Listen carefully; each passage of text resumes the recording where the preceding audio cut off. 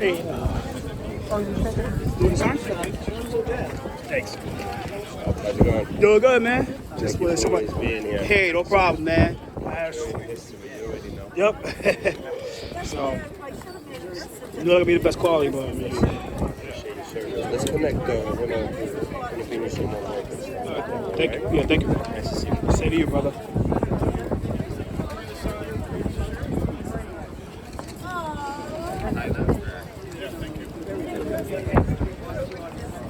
Well, we didn't want to have a negative.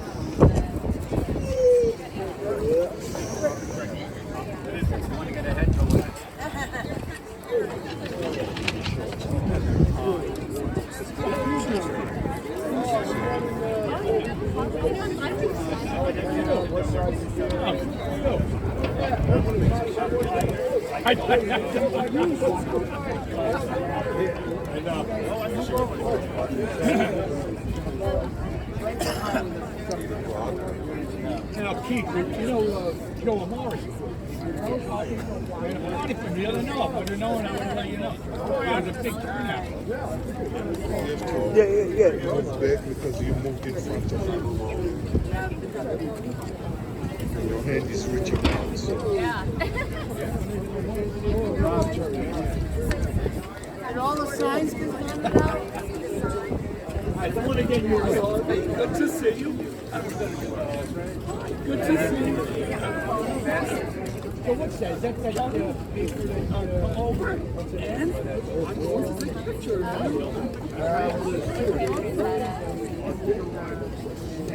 Snap. Yeah. She's a lunatic. Thanks very much. And good to see you when I go 11. Yes, a sign's been handed out. Way back when? Excuse me.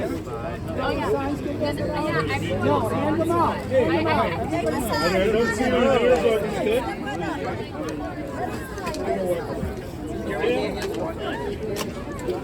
Excuse me.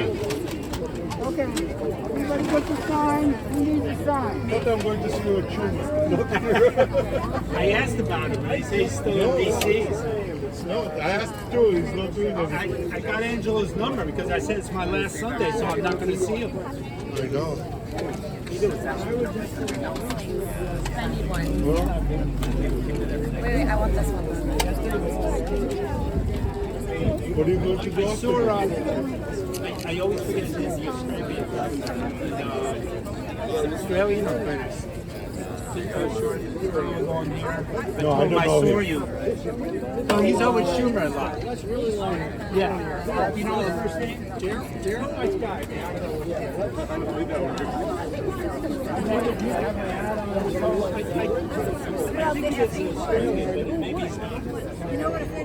Anybody want a sign? Is that the photographer still need a sign? No, I'm going to move. You're doing a good job. I got 4 signs. Who needs a sign? I got 4 to get rid of. Who needs a sign?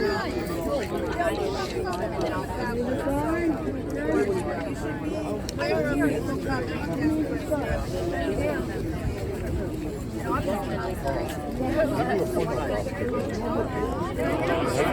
Have your phone? What is it now? After that, all that. Are you still in the story? I go to the story a lot. Right. Whatever. Healthcare is a Healthcare is a human right. Fight. Healthcare is a human right. Fight. Healthcare is a human right. Fight. Healthcare is a human right. Fight. Healthcare is a human right. Fight. Healthcare is a human right. Thank you all so much for being here. We're going to get started. I know today is a pretty busy day for everyone, but it means a lot to see so many community members, elected officials, advocates, workers from Mount Sinai show up because this is an incredibly critical issue for this community. So we're going to start with some remarks from both our elected officials and some of those advocates. And to kick us off, I'm going to turn it to our incredible congressional member, Jerry Nadler. Thank you, Kristen. For more than 125 years, Mount Sinai Beth Israel has served Lower Manhattan, Lower East Side, Chelsea, Gramercy, Chinatown, the West Village. Started by Jews who were denied health care in many hospitals across Manhattan, it has long served our city's most vulnerable patients, from the heroin epidemic of the 70s to the worst years of the AIDS crisis to the dark days of the outbreak of COVID. Mount Sinai Beth Israel has had a venerable history as a teaching hospital, providing comprehensive care for hundreds of thousands of residents across Lower Manhattan and Brooklyn. Today, New York City residents and many of my constituents rely on Mount Sinai Beth Israel for critical emergency care and health care. We are here today to say in no uncertain terms that the closing of Mount Sinai Beth Israel would be devastating for the whole area.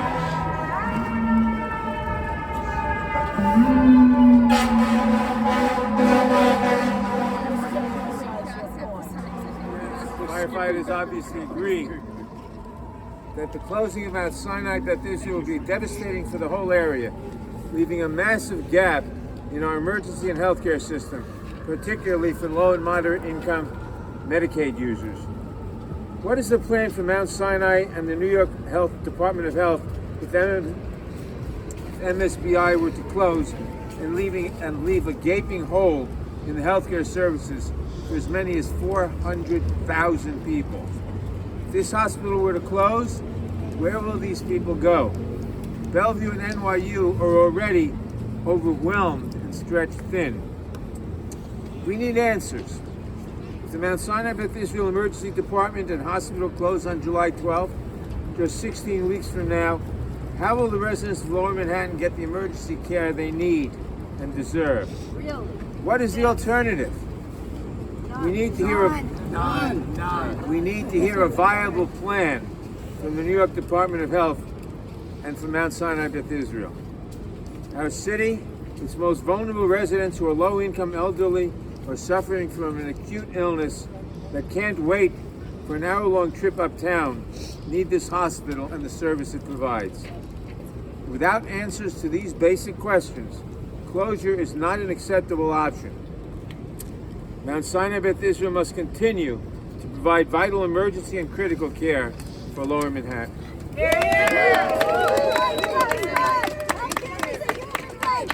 Fight, fight. Healthcare is a human right. Fight, fight, fight. Healthcare is a human right. Fight, fight, fight. Thank you guys so much. Thank you. Hi everyone, my name is Kristen Gonzalez. I'm the state senator for District 59, and I'm here as the state senator representing Mount Sinai Beth Israel and a community that has depended on this hospital for generations. But I'm also here as an everyday New Yorker who has seen firsthand the effects of what it looks like when there aren't enough beds or health service for our communities. I was born and raised across the street from Elmhurst Hospital. It's where my mom still lives. It's where I went to visit her throughout the pandemic, and I saw overworked, understaffed, devoted medical professionals struggling when we didn't have enough beds for all of my neighbors who were succumbing to the illness in the pandemic. If we learned anything from the pandemic, is that what New York needs most is more beds, more investment, more healthcare access. So it's devastating to me that we're here today because Mount Sinai has chosen to pursue closure. 10 years ago, Mount Sinai bought Beth Israel. And in the 10 years since, they haven't been able to turn a profit. And now they're saying that they can no longer operate at a loss. But you can't say that you are in the business of saving lives, but that cost is too high. You cannot buy a hospital and then abandon this community. That's right. So I'm really proud to stand here with all of our community members and elected officials to oppose this closure, to say that Mount Sinai needs to do better. Because what's worse about this situation is that they pursued this closure without engaging the very community, the 400,000 New Yorkers that it impacts. They pursued this closure without any real holistic plan for what healthcare could look like in Lower Manhattan, without engaging the elected officials. Shame. in illegally closed departments. And exactly as you're hearing, they're continuing to close services without the approval of the Department of Health. And this isn't an issue that is just specific to Lower Manhattan, because this is actually emblematic of a larger systemic issue with our healthcare access throughout New York State. Because right over across the bridge in Brooklyn, we have the potential closure of SUNY Downstate.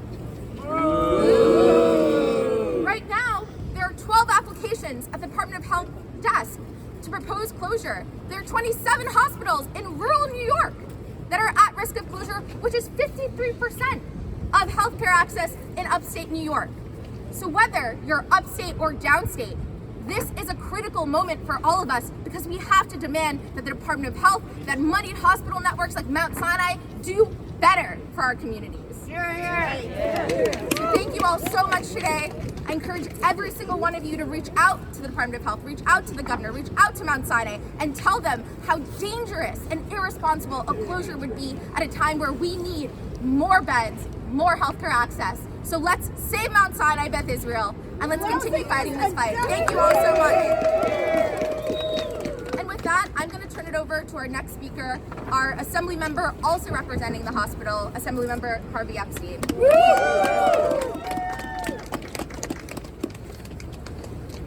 So good morning, everyone. So we have a question about patients over profits. We have a question about our priorities in this state. And 10 years ago, when Mount Sinai bought this hospital, they said they were here to make sure we had adequate, appropriate health care in our community. They came to us and said, we are going to make sure this facility stays open and fight for health care. Just a few years later, they started their closing plan. Just a few years later, they started closing the maternity ward.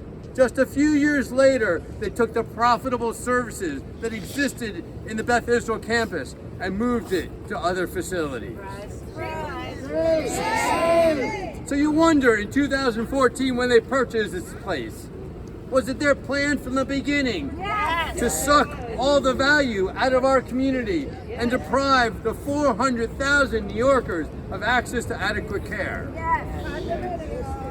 So they say this is about not having enough patient beds.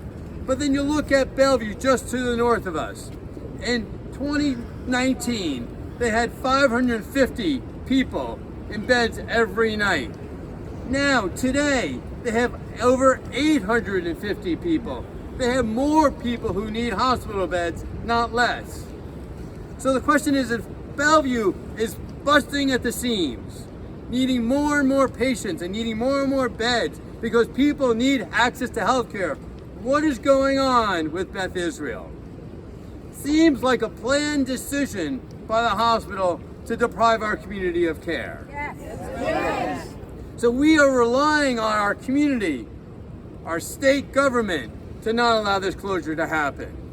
It is going to be a decision before the state health department. And luckily in December, they issued this cease and desist order. The order said they can't continue to close services. But time and time again, Mount Sinai violated the order. They violated the order, and then the state health department came and issued sanctions and violations. Community members had to go to court to sue them to get a stay. But it's clear their goal, and it's clear our need. We need adequate, comprehensive health care for Lower Manhattan for so many New Yorkers. This story is personal to all of us. All of us have an experience in that hospital. Yes. You know, my daughter was born there. When kids had to go to the emergency room, we took them to that ER. This is something that's personal because it matters to our community. The question we have to answer is, are we going to let Mount Sinai get away from losing healthcare in our community and potentially having more people die? Are we going to let them get away with it? No! Are we going to stand up and fight back? Yes! And we're going to continue to fight day after day until we ensure we have a full-service hospital for Lower Manhattan together. Are we going to do this together? Yes! Yes, we are. Thank you. Fight, fight, fight. Healthcare is a human right. Fight, fight, fight. Healthcare is a human right. Fight, fight, fight. Thank you all so much. Healthcare is a human right. With that, we're gonna keep it moving. It's a cold day, but I'm gonna actually turn it over to the state senator who had represented this also before through districting, Senator Brian Kavanaugh. I'll be brief because, as they say, so much has been said, but it hasn't been said by everybody. I am very proud to be here. One of my roles is predecessor to Harvey Epstein, who managed to get at least one non-black clothing item visible. I failed to do. There is blue, but it's cold. I'm glad you got a new jacket, though. Thank you. A whole other story there. But no, I was the assembly member for this during much of the last fight against the closure here, and I currently represent basically everything south of 14th Street, which means I represent the community in the Lower East Side that very much depends on this, as well as many other Lower Manhattan residents. There, as has been alluded to, there is a process that this is supposed to go through. The state of New York, the State Department of Health, is supposed to review a closure plan. They are supposed to assess the needs of the whole community. They are supposed to assess how any change in a hospital, not just a closure, but even a reduction of services or a change of services, will impact the community.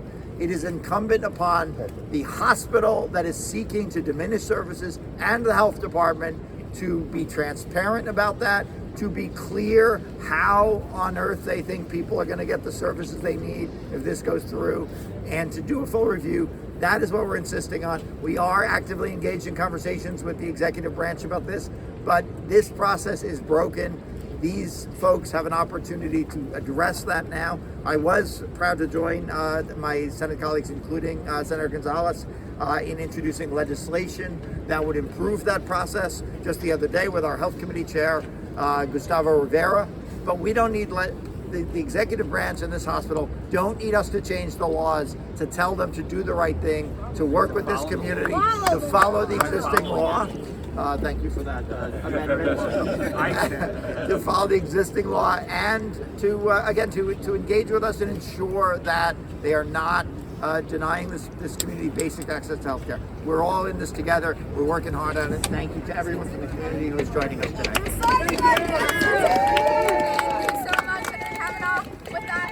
Actually turn it over to our council member, Carlina Rivera, who also represents the hospital. Thank you very much. Good morning, everyone. Thank you for being here yet again. And I just want to make it very clear that the message that we're sending is that we will continue to show up, and we will continue to demand that services remain in this community. We are fed up. We are very, very tired of services being eliminated and being moved uptown into the west side. We are deserving of quality care in different locations for the hundreds of thousands of people that live downtown. So I just want to thank everyone that's here. I know you've heard from my colleagues. We have seen a cease and desist order. We have seen ongoing investigations by numerous media outlets, and yet they continue here at Beth Israel to close services, to allow certificates to expire. We are worried as a community. We are scared. And we are absolutely upset because we made this community. We take care of each other. And we have been promised over and over again that services would remain and that we would be okay for generations to come. Now, the burden is going to be on Bellevue yet again, a place that has already seen their emergency room patients expand, a hospital that has already seen hundreds of more babies born per year. That is only going to increase. Right now, we've asked Bellevue Hospital, what are you doing to prepare? If this hospital should close, they say, we prepare for when. They want to physically expand their footprint because they know that patients will be coming to Bellevue. We need a level 1 trauma care center. We need numerous locations to take in patients, and we cannot just have one space that welcomes the most vulnerable, our immigrants, our poorest New Yorkers, families seeking asylum. That is what is happening at Bellevue right now. Every single company, corporation, voluntary hospital has to do their part, period. So I just want to say to everyone that is here, we know there are necessities. There is emergency care, and there is also psychiatric services that we desperately need in this community. These are deal breakers. These are things that we have told Mount Sinai over and over again that we absolutely are in dire need of, and we will not quit until we get them to the table in fair negotiations and in good faith. So I want to thank my colleagues again. I know they're working hard to ensure in the state budget there is money for care, but we also owe it to the patients and to the workers inside that hospital. Workers have come forward over and over again in fear of retaliation, but with the courage to say that what they're seeing in there is not just unjust, it's probably illegal. All right. So we have people working hard on that. I want to thank all my colleagues, and I want to say, save our hospital. Save our hospital. Save our hospital. Save our hospital. Save our hospital. Thank you. Thank you all so much. You just heard from electeds from our federal government, state government, city government, because across levels we're united in this fight for our right in Lower Manhattan to have healthcare access, to save and protect these beds. And so I really want to thank you all. We're actually going to turn it to now an advocate who has been key in this fight, key in the coalition to save Mount Sinai Beth Israel, Mark Haney, who's the director of Metro New York Healthcare for All. So thank you so much, Mark.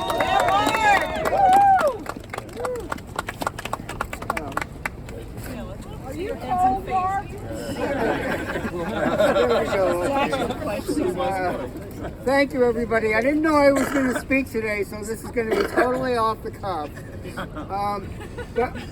We have built a strong campaign to save both Beth Israel and New York Eye and Ear. It's the same struggle to hold Mount Sinai Health System accountable to provide health care to Lower Manhattan.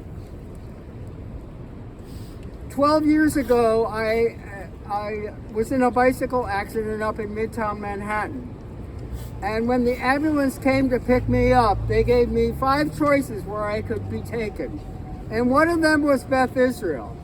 And I chose Beth Israel because it's our community hospital. Right. And I knew that I was probably going to have appointments coming and going afterwards, and that this was my community hospital and I could come here. Little did I know at the time it had one of the best orthopedic departments in the city. And I got excellent care at Beth Israel. We've been proud to be working with a whole cadre of electeds, as Councilmember Rivera was just referencing, that represent Lower Manhattan, as well as the Borough President, the Public Advocate's Office, and the Attorney General's Office. So we've got a really strong team in place. All the community boards are working together on this campaign. And the good news is that our elected officials have been having some conversations with the Governor's Office and with the Department of Health, and they seem positively disposed to kind of do the right thing. But those conversations and those decisions are just starting to get underway. But the key decision maker here is Governor Kathy Hochul. She's the one who can provide the leadership to make sure that Lower Manhattan has access to hospital-based services and does not become yet another hospital desert in New York City. And so a lot of our signs here today are calling on Governor Hochul to be a hero. She can be the hero that we need, but she has to make that decision. She can either be the hero for Lower Manhattan, or she can stand aside and be the de facto undertaker. That's her decision. She has to make that decision. And she doesn't have a lot of time to make it because they're scaling back services pretty quickly inside Beth Israel. There's some decisions that are going to happen in the state budget over the next week or two that will lay a better groundwork.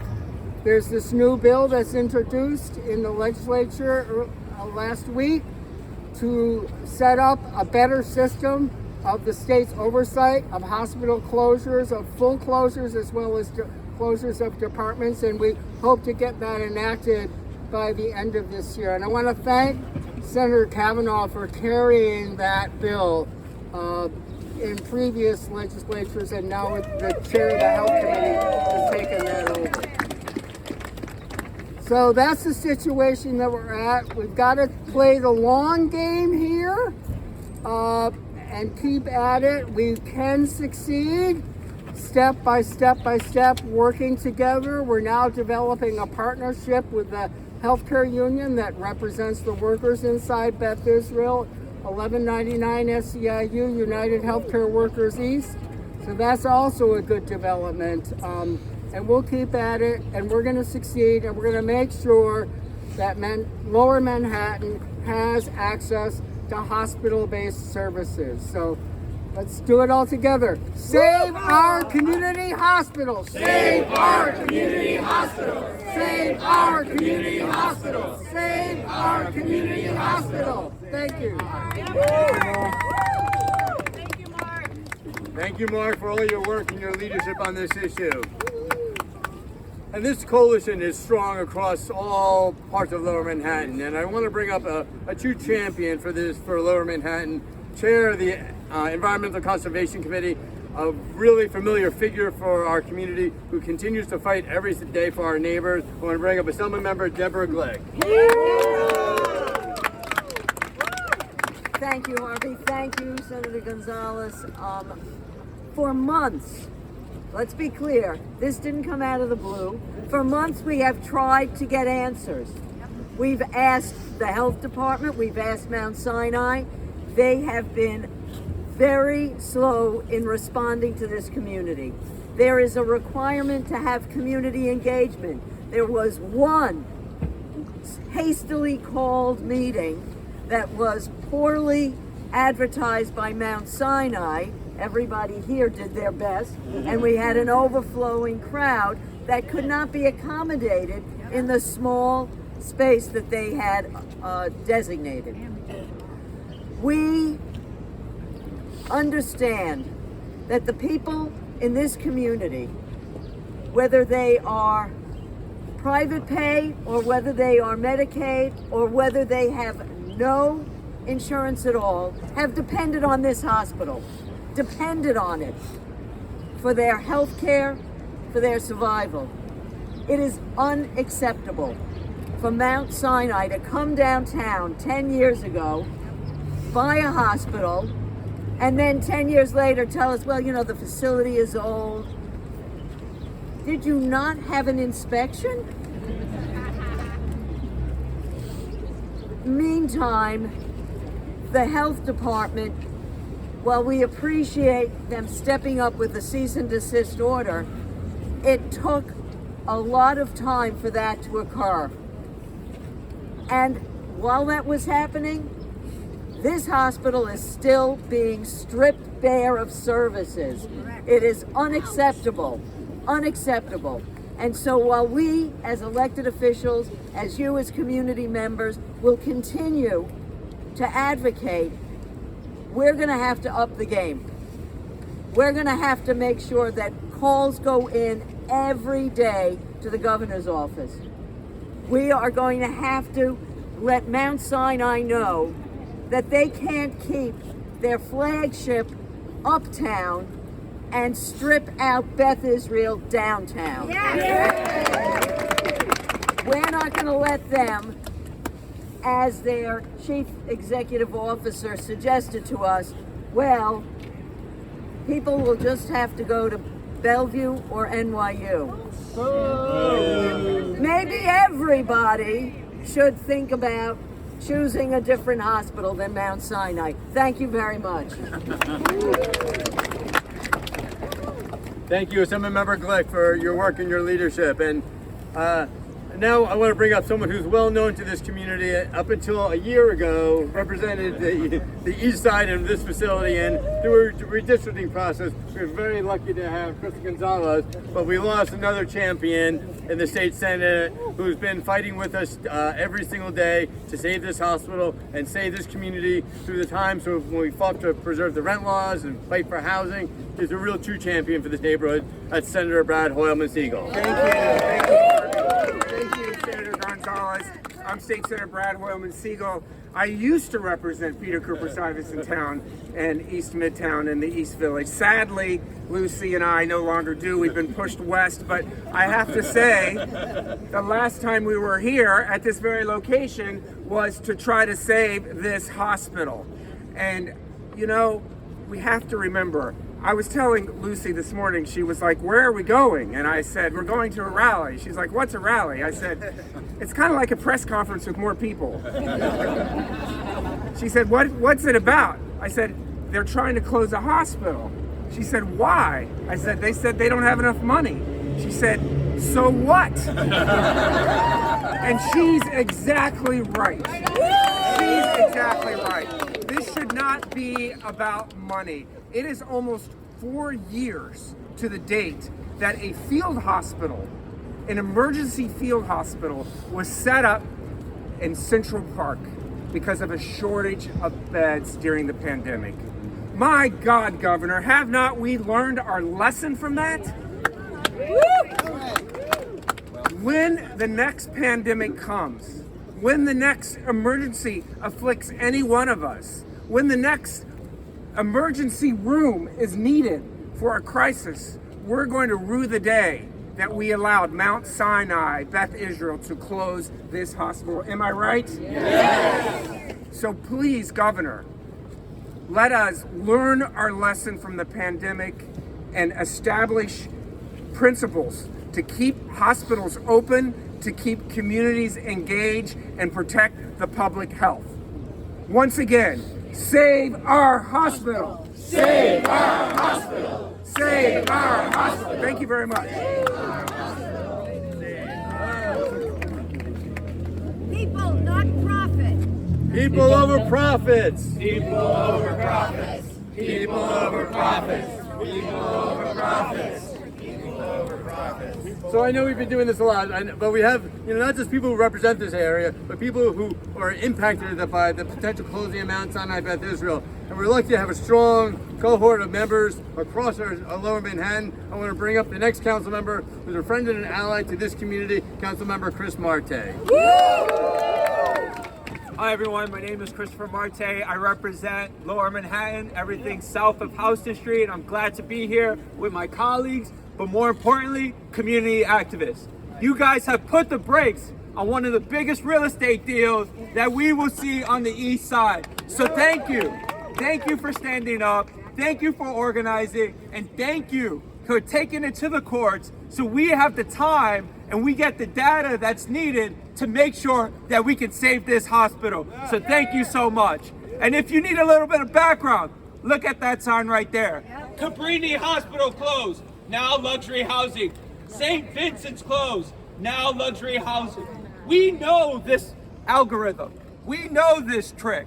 And so we have to put everything forward to make sure that we not only keep this community hospital, but keep this regional hospital. We all lived through 9/11. We all lived through Sandy. We all lived through the pandemic.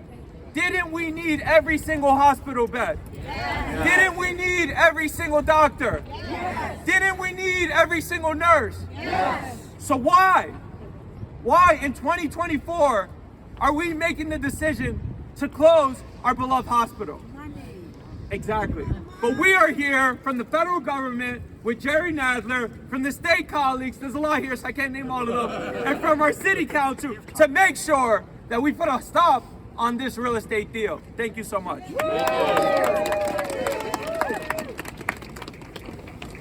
So you don't have to be in the assembly long to know how important the hospital closing issue is, And when Tony joined us just a little over a year ago, he jumped right in, not into this justice fight, but so many efforts on behalf of the people on the west side. And I want to bring up a good friend and colleague, Tony Simone. Thank you. I'm Assemblymember Tony Simone. I represent the west side, Chelsea House Kitchen, Midtown. I want to thank the leadership of Senator Gonzalez and Assemblymember Epstein, my colleague, for leading the fight to stop the closure of this hospital. I've seen this horror movie before. Part 1 was St. Vincent's. Right, yes. Right. And that was part 2. And the executives told us, don't worry, you have Beth Israel on the east side. And here we are again, because of money. You know, and just like Lucy, Brad's daughter, who's very smart, said, it shouldn't be about money. It should be about human beings. My husband asked me this morning, where are you going? I'm going, we're trying to stop the closure of Beth Israel. And he goes, another rally? Isn't it just those greedy executives? Did they waste money at St. Vincent's? Did they waste money here? The DOH should stop the closure and investigate to see if they mismanaged money. There's something amiss here. If we have another pandemic or another crisis, we won't have enough beds. I've had executives come to my office in Albany and say, oh no, it's a different model now. We have urgent care. You know, you guys are exaggerating. Bullshit. Bullshit. They have their six-figure salaries and more and bonuses. Did they mismanage the money here? Did they do something wrong or realize they can profit off a real estate deal, not care about the human beings who not only serve us here, but who are also cared for here? We need to stop this. We had a meeting with Garcia and the others, and if the governor has a heart, I know she does, she should stop this closure. Get the data to us as soon as possible so our voters, our constituents can find out what really happened and what was mismanaged here. Save this hospital now. So great to have so many of our colleagues from the West Side, and they're so familiar with it because they've been through it. They understand what hospital closing means to a community and what a hospital means. And next I want to bring up another leader from the West Side and a good friend, Councilmember Eric Bottcher. How lucky are we to have such great elected officials, right? And the cooperation and the coordination. This is such an inspiring effort, not just by our elected leaders, I'm so proud to stand with, but by all of you. I see activists from East Side and West Side, because this is a West Side issue too, am I right? We're here because of a system that's so broken that our health care is determined by what's profitable. The procedures that hospitals are trying to expand are the procedures that make money, and they're trying to get rid of the procedures that don't make a profit. Why do you think we shed thousands and thousands of inpatient psychiatric beds during COVID? When they closed them to make room for COVID beds. Surprise, surprise. They never reopened them because they were expensive and they didn't make money. Is that how our healthcare system should work? No!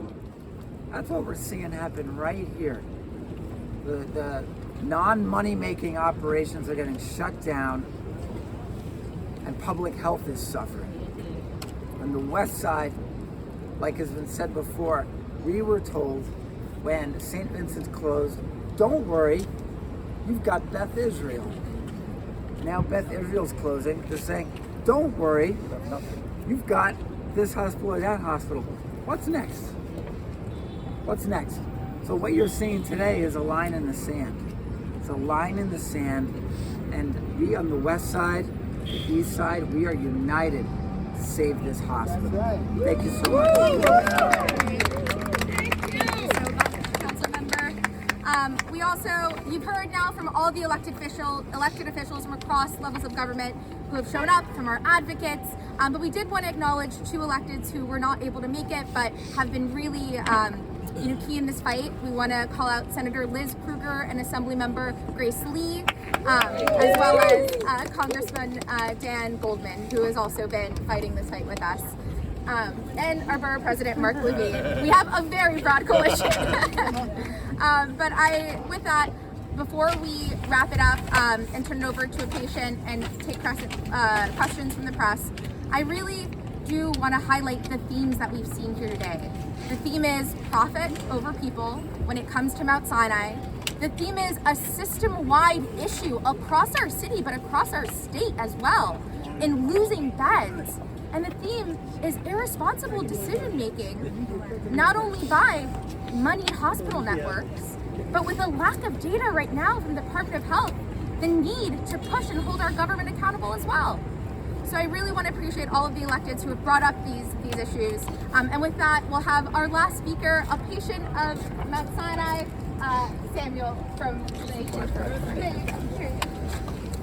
I had a heart attack in June. I had just left trying to see my roommate of 40 years. Into the mic. Use your outdoor voice. I tried to see my roommate of 40 years and I collapsed. I was rushed by ambulance to Batchu, Israel. God bless them. Not only they saved my life, but they called Bellevue every single day to try to establish for me to talk to him. Unfortunately, we weren't able to. There's an 8-minute window. Many of you are going to die because you only have 8 minutes. There's no hospital. Where are you going to go? It's a replay of St. Vincent's all over again. Don't let this hospital die, because this person's had 2 heart attacks already, 1 in June. I'm going to tell you it's going to be one of you. Look around. One of you is going to die because you do not have access to a hospital nearby. Save this hospital to save your life, and come out every day. And it can't only be the electeds. It has to be you, the public, the real people that live this day in and day out. The electeds can say what they want to try to help us, but in the end, you have to help yourself. God bless you. If we don't have the hospital, you know what's going to happen to you. Be well. Thank you. Spelling of your name? K-L-E-I-N-P-L-A-T-Z, and I'm also going to say, I want to see my roommate of 40 years. I still have not been able to after 13 months. And I've begged every single elected, they're all around you, and I still have not been able to see him because we have no visitors and no phone calls. I know what you're focusing on, but it's my life. Thank you. Thank you so much. All right, with that, I know we're running a little over time, so we just want to wrap it up quick and then take questions from the press who are here today. Any questions from press for the electeds, advocates? We'll take questions real quick and then we can add some comments from the group. Any questions? No? Okay. Questions from the press? I just have one question. Okay, so Mount Sinai, when they first started to shut down the place and tried to, proposed a plan to build a 200-bed hospital on 14th Street. Yeah. And that was the smoking, the cloud that they put over the whole thing. Whatever happened to that plan? Who approved it? Who forced them to move on? That's a great question. So this is a separate plan, from what's happening with Mount Sinai, but... Yeah, I mean, there's no plan. The plan they have right now is closing. They don't want to open a separate hospital. So the State Department of Health is going to make the decision whether they let them close or not, or force them to open a smaller hospital someplace like around 14th Street. And we've said time and time again to the State Health Department and to the governor's office that we need a hospital in our community, and whether it's a smaller hospital on 14th Street or keeping Beth Israel open, we just need a hospital for our community. That's a message we're unified as elected officials saying. And we're also saying that the Department of Health doesn't have, again, they haven't collected the adequate data to say what continuity of care would look like. So that's why it's so important to protect this while we are forcing or asking our government to at least come up with a higher level plan for Lower Manhattan, but also, again, you mentioned SUNY downstate, you mentioned hospitals in other areas that are also at risk of closing. So again, a larger system-wide issue as well. Is there any role for the mayor in this fight? We have our city level officials here today, and happy to. Where is he? Well, I will tell you that in the City Council, we have actually asked the mayor's office to step in and advocate on behalf of our community for our deputy mayors to contact Governor Hochul and to say it is unacceptable that we are depending on the state and the city to allocate $100 million to Bellevue Hospital to eventually physically expand. These are services that are needed today, and so we are calling on every single level of government to be involved and advocate for this facility to remain open. And what did the mayor say? By Mount Sinai, so they're not completely overwhelmed. And so we have health care down here, right here. Any other questions? Penny, you know, it's very important to recognize that there is no hospital in the United States that could exist without government money. Right.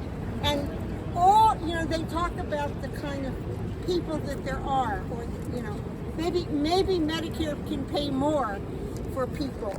But that means that Medicare is the sine qua non of all of these hospitals. And it would be interesting to see what would happen if Mount Sinai's Medicare bills are not paid. Thank you all so much. Healthcare is the right. Healthcare is the right. Are you going to each day? Yeah, the whole gang is going.